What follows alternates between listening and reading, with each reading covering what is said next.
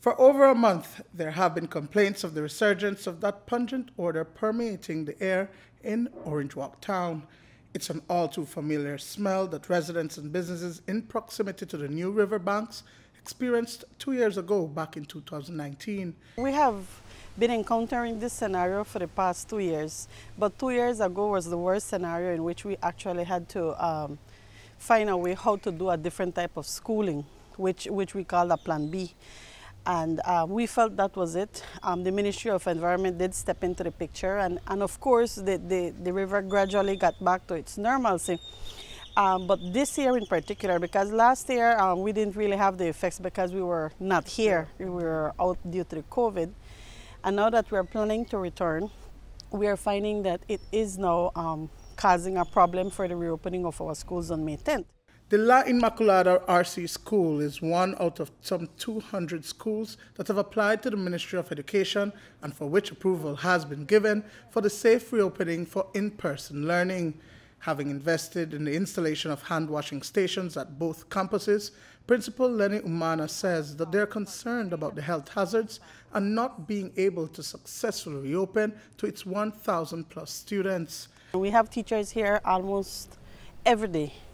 So when they come in, they first have to air out their classrooms because the stench seems to accumulate in the classrooms at night. We have written our letters to the authorities that be, and so far we are still waiting for some response. Our management has been informed about the situation, and I'm glad to say that the GM is doing her best to look into it, but the process is a bit slow, and my biggest concern as the principal is that we're opening on May 10th. And will my teachers be able to sustain this stench all day? Because we would go into a shift system, which is having the teachers here practically all day. And then our children will be faced with this scenario as well. And I think our parents have lived this experience and would not like their children to be sitting in a classroom with a mask on all morning, all day, and also dealing with the stench of the river. Last Friday, the Department of Environment and Ministry of the Blue Economy issued a joint release about the 2021 restoration efforts for the New River. They say that 40 of the 79 industries in Orange Walk town have improved their wastewater and greywater discharge from their facilities, including ASR BSI, which installed cooling towers. The release speaks to the development of an integrated New River watershed management plan that will be finalized in October of this year. So what does this mean for the school? The interventions that were put into place did gradually assist, but was a very slow process.